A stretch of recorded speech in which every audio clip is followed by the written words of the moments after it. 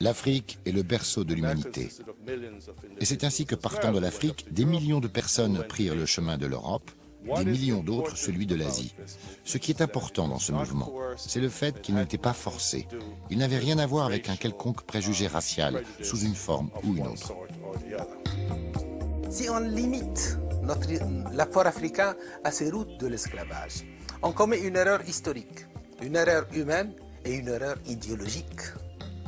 Et c'est dans ce sens que revoir cette histoire, c'est la refonder dans cette vision, je dirais sur la très longue durée, la vision humaine du substrat africain de notre société.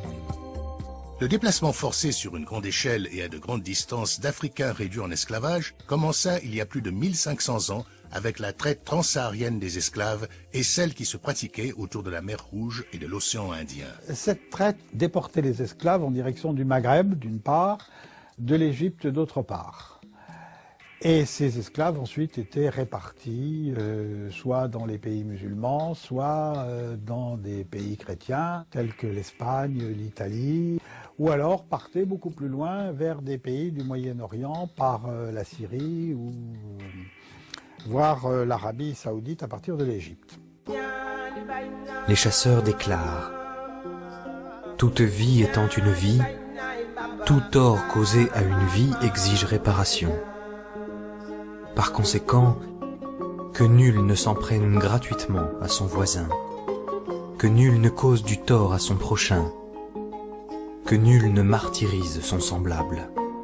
Ça veut dire déjà l'égalité entre les hommes est reconnue à travers ces chartes-là. Au niveau également du deuxième charte, du deuxième article du serment des chasseurs, Master Soumi a parlé tout à l'heure de l'absence de sanctions. Oui, en effet, il n'y a pas de sanctions, parce que ce qui est écrit dans l'article 2 ici, on dit tout corps causé à une vie exige réparation. Et la réparation, sur le plan juridique, est différente de la sanction. Donc il n'y avait pas de réparation carrément. Est-ce que ce n'est pas une charte qui, à vocation universelle, laisse les questions de sanctions à toutes les nations auxquelles elle est adressée, en laissant une grande couverture en disant simplement la réparation?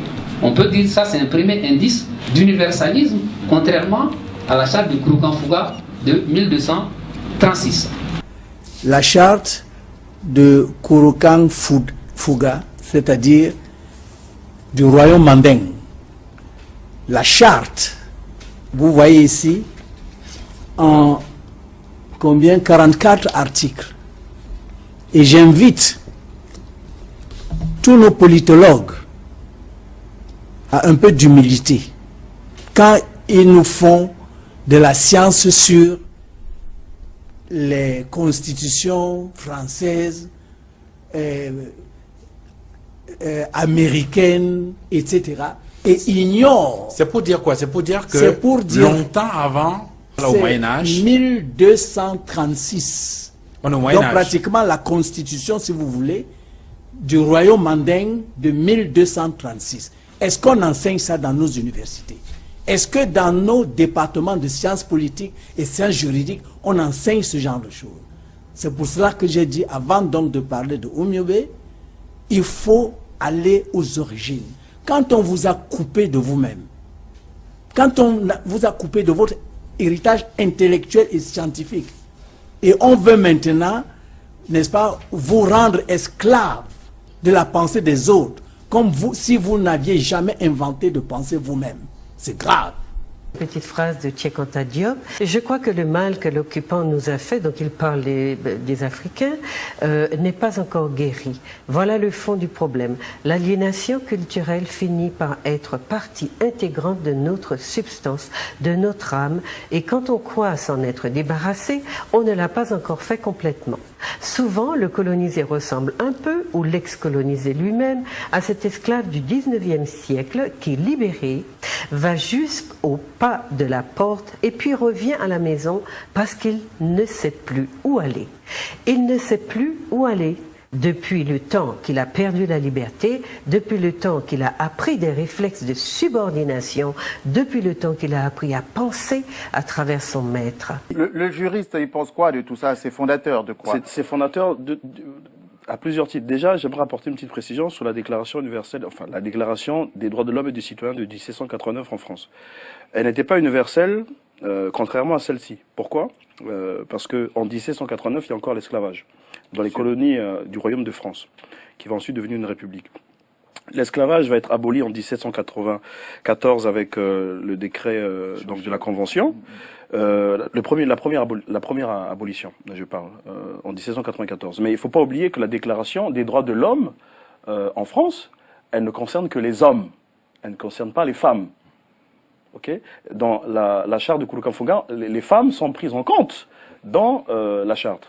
Les femmes ont des droits. Dans la Déclaration des droits de l'homme de 1789, les femmes sont reléguées en seconde zone. Enfin, c'est des citoyennes de seconde zone. Alors, elles ne sont pas citoyennes, n'ont pas le droit de vote.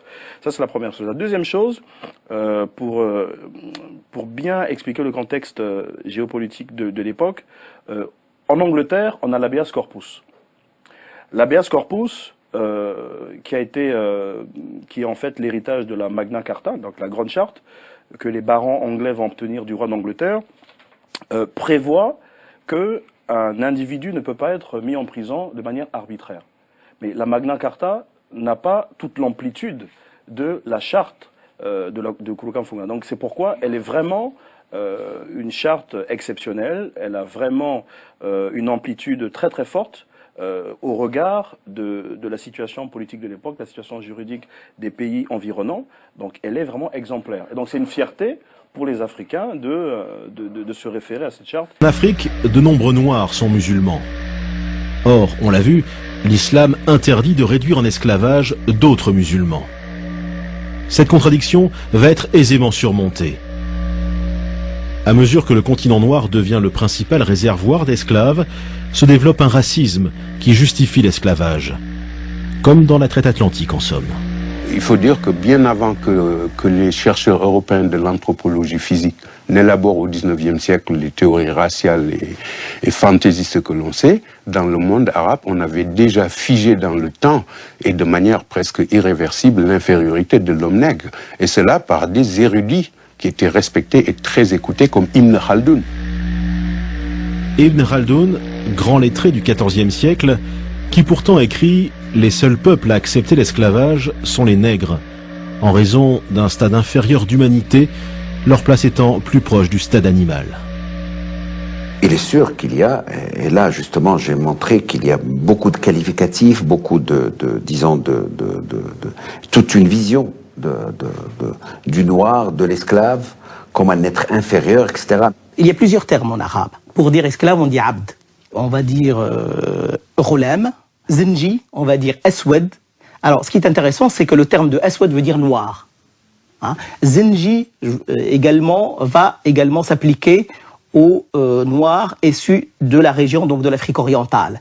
Donc, on va progressivement assister à ce que la connotation régionale ou ethnique devienne l'équivalent d'esclave. Hein? Et encore aujourd'hui, dans les sociétés maghrébines, à titre d'exemple, dans le sud de la Tunisie, plutôt que de dire noir, on dit un esclave, on dit abd. La fameuse charte Mandeng, la fameuse charte, qu'est-ce qu'elle dit? Elle est inspirée de quoi? Alors, on dit qu'en 1236, à Kouroukanfouga,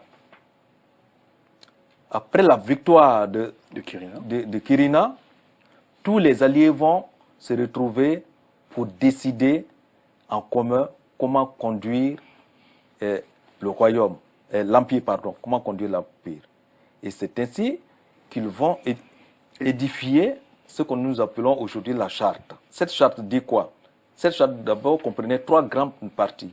Il y avait l'organisation sociale, il y avait les biens, et puis les problèmes quotidiens liés à la gestion des rapports. Alors, on va le dire haut et fort, on est dans le pays qui déclare avoir été le premier à proclamer une déclaration universelle des droits de l'homme, mais là, cette déclaration-là, elle est universelle aussi.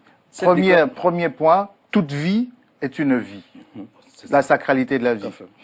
Le tort demande réparation, c'est la justice. Oui. La pratique de l'entraide, c'est la solidarité. veille sur la patrie, cela va de soi, ruine la servitude et la faim. Le mot servitude est très important dans une région qui était aux prises avec ce fléau-là à l'époque. Donc c'est un empire qui proclame la liberté de l'individu. Tout à fait. Chacun, alors le dernier point, il est très important, chacun est libre de dire, de faire et de voir. La liberté est proclamée, mais dans toute sa splendeur. Le Kurukan Fuga faisait 44 articles, c'est évidemment vrai, mais il faut retenir aussi que le serment des chasseurs Mandé Dosso Kalikan, ça ne fait que 7 articles. Comme je l'ai toujours dit, je me positionne simplement sur vraiment les 2 textes. 7 articles, Mandé Dosso Kalikan, 44 articles maintenant, Kurukan Fuga. Et comme je l'ai dit, le Kurukan Fuga est un texte de droit positif qui régissait la situation à un instant T dans la société du Manding. Elle n'avait aucune vocation universaliste ni droit de l'homiste. Parce que l'article premier, comme on l'a dit, vous l'avez si bien étayé également, la société est divisée en classes. Les droits de l'homme sont contre la division par classe.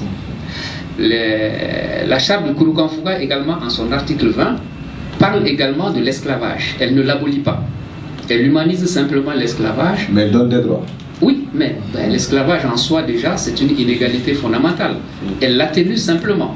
Donc ça veut dire simplement que ce n'est pas des textes qui sont droits de l'homiste. La charte du Kurukan Fuga n'est pas un texte à vocation universelle parce qu'elle consacre, 1, l'esclavage, de 2, elle consacre la division de la société en classes, toutes choses contraires à l'esprit républicain.